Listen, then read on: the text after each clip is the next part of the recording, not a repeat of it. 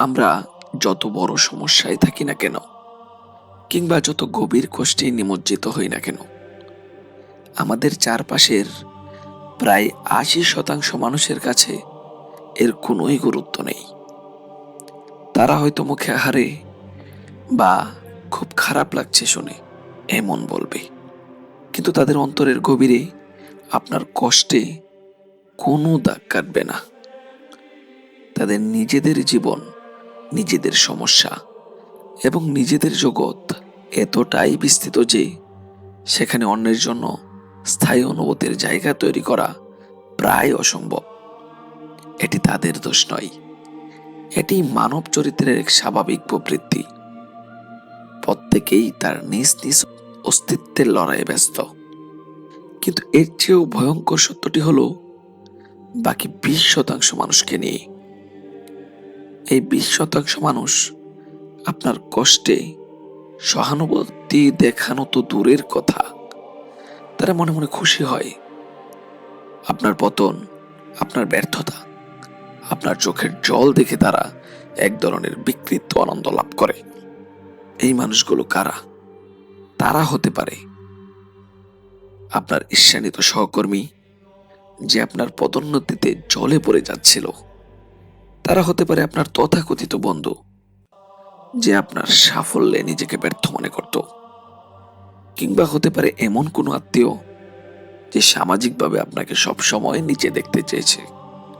আপনার সমস্যা তাদের কাছে নিজেদের শ্রেষ্ঠত্ব প্রমাণের একটা সুযোগ এনে দেয়। তারা ভাবে, যাক, শুধু আমি কষ্টে নেই, ও সমস্যায় পড়েছে।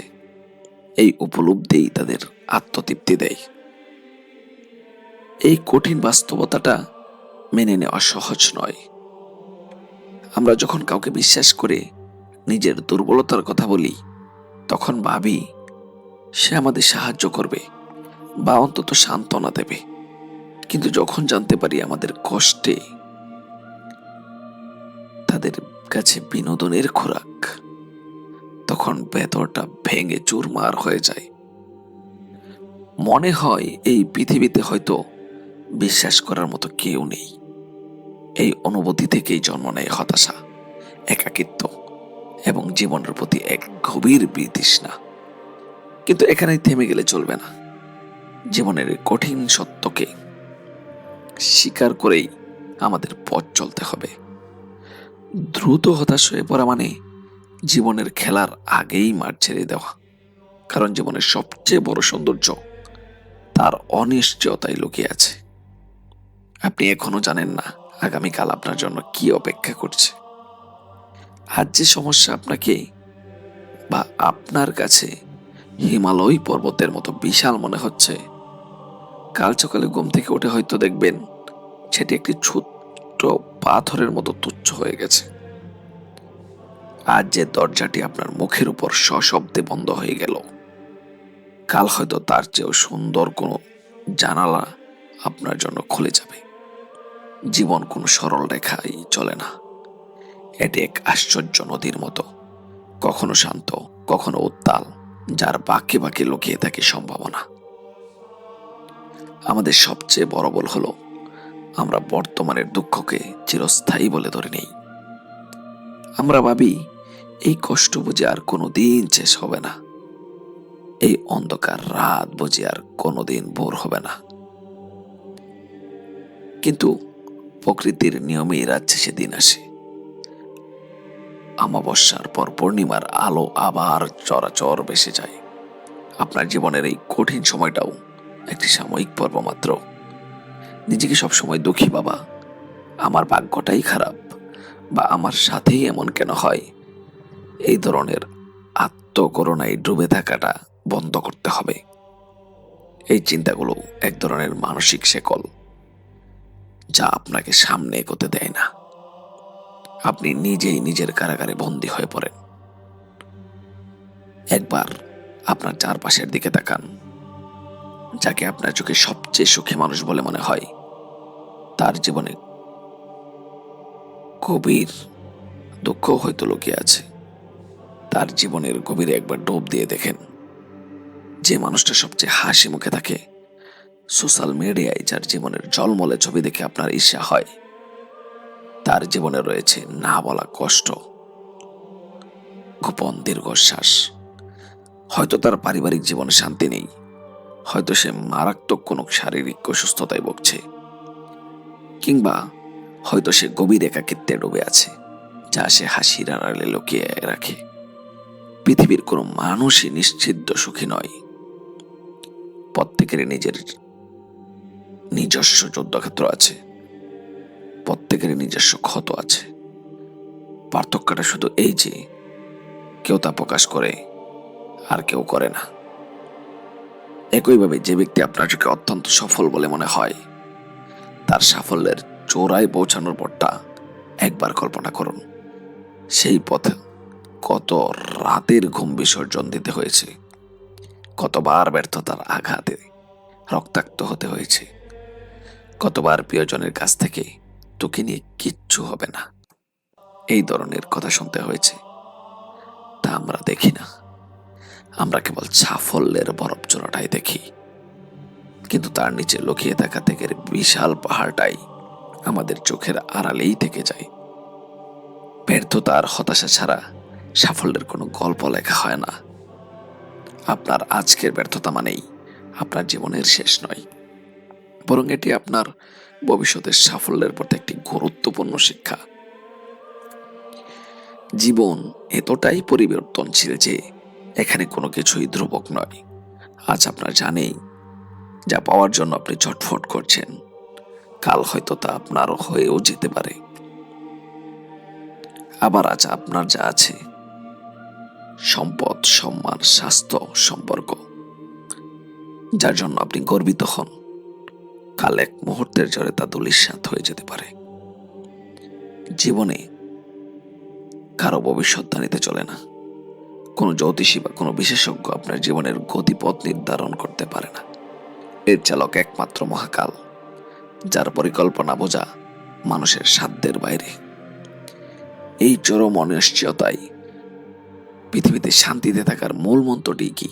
মূল মন্ত্রটি লুকিয়ে আছে একটি সহজ চিন্তার মধ্যে। এই পৃথিবীতে কোনো কিছুই আপনার না। কথাটি শুনতে হয়তো খুব নেতিবাচক মনে হতে পারে তাহলে জীবনের অর্থ কি? কিন্তু ভালোভাবে ভেবে দেখলে বোঝা যায় এটাই মুক্তির সবচেয়ে বড় পথ।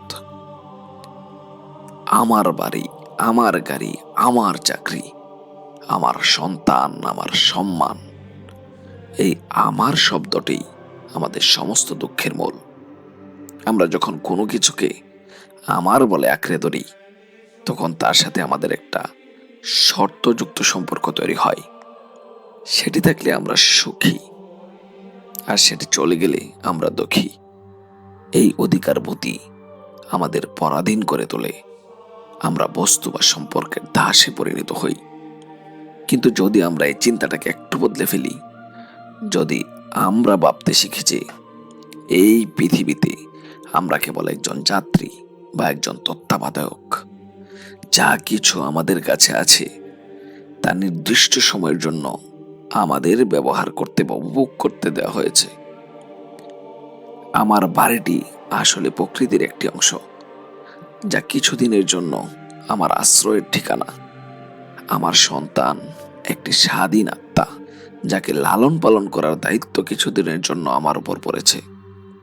আমার অর্জিত জ্ঞান বা সম্পদ সমাজের অংশ, যা কিছু কিছু সময়ের জন্য আমরা ধারণ করে আছি। এই চিন্তাটি যখন আপনার মনে গেঁথে যাবে, তখন আপনার দৃষ্টিভঙ্গিতে আমূল পরিবর্তন আসবে। এই নতুন দৃষ্টিভঙ্গির ফলাফল কি হবে? তখন যা চান তা পেলে নিজেকে সুখী ভাববেন, আর যা চান তা না পেলে স্বাভাবিক ভাববেন। এই লাইনটি হয়ে উঠবে আপনার জীবনের মূলনীতি। যখন আপনি কাঙ্ক্ষিত কিছু করবেন, তখন তার জন্য কৃতজ্ঞ হবেন। সেই মুহূর্তটাকে পুরোপুরি উপভোগ করবেন, কিন্তু তাকে আঁকড়ে ধরে অহংকারী হবেন না, কারণ আপনি জানেন এটি চিরস্থায়ী নয়। আল্লাহর বা প্রকৃতির উপর হিসেবে তাকে গ্রহণ করবেন। আর যখন আপনি যা চান তা পাবেন না, কিংবা যা ছিল তার হাতে হারিয়ে ফেলবেন, তখন আপনি ভেঙে পড়বেন না। আপনি বিষয়টিকে স্বাভাবিক বলে মেনে নেবেন, কারণ আপনি জানেন পৃথিবীর কোনো কিছুই প্রকৃতপক্ষে আপনার ছিল না। যা এসেছিল তা তার নিয়মেই চলে গেছে, যা আসেনি তা হয়তো আপনার জন্যই ছিল না। এই মেনে নেওয়ার ক্ষমতা, এই স্বাভাবিক থাকার অনুশীলনে আপনাকে হাজারো মানসিক যন্ত্রণা থেকে মুক্তি দেবে। প্রত্যাশার বিশাল বোঝা আপনার কাঁধ থেকে নেমে যাবে।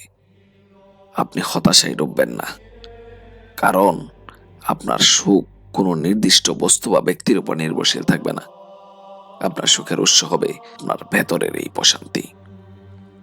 এই সহজ চিন্তাটি আপনার জীবনকে কিভাবে সুন্দর করে তোলে?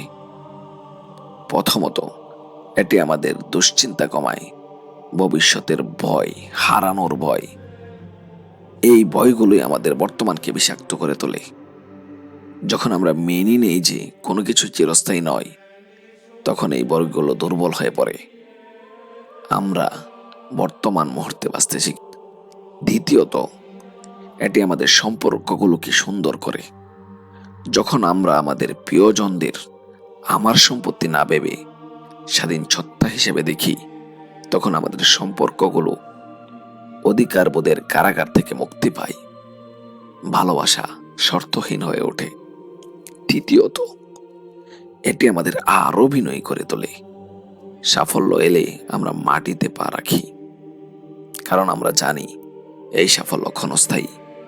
আবার ব্যর্থতা এলেও আমরা আত্মবিশ্বাস হারাই না, কারণ আমাদের আত্মমর্যাদা জাগতিক প্রাপ্তির উপর নির্ভর করে না। চতুর্থত, এটি সমস্যাকে ছোট্ট করে দেখতে শেখায়। যখন আমাদের দৃষ্টিভঙ্গি হয় মহাজাগতিক, যখন আমরা নিজেদের এই বিশাল বিশ্বের একজন ক্ষুদ্র প্রতীক হিসেবে ভাবতে শিখি, যখন আমরা ব্যক্তিগত সমস্যাগুলোকে অনেক তুচ্ছ মনে হয়, যে সমস্যাগুলোকে আজ পাহাড় সম মনে হচ্ছে, মহাকালের প্রেক্ষিতে তা হয়তো এক কণা ধুলোর সমান। সুতরাং জীবনের সারমর্ম হলো চিন্তাকে সহজ করা। আমরা আমাদের চারপাশের পরিস্থিতিকে নিয়ন্ত্রণ করতে পারি না। কে আমাদের নিয়ে কি ভাবলো বা ভবিষ্যতে কি ঘটবে তার উপর আমাদের কোনো হাত নেই, কিন্তু আমাদের নিজেদের চিন্তাকে আমরা অবশ্যই নিয়ন্ত্রণ করতে পারি।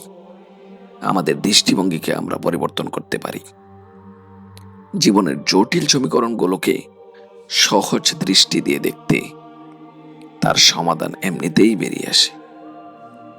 তাই পরের বার যখন দুঃখে আপনার বুক ফেটে যাবে, যখন মনে হবে চারদিকে শুধুই অন্ধকার, তখন একবার থামুন, দীর্ঘ একটি শ্বাস নিন এবং নিজেকে এই কথাগুলো বলুন, আমার কষ্ট দেখে যে 80% মানুষের কিছু যায় আসে না, আর 20% হয়তো মনে মনে খুশি হচ্ছে। তাই অন্যের সহানুভূতির জন্য হাহাকার করে লাভ নেই।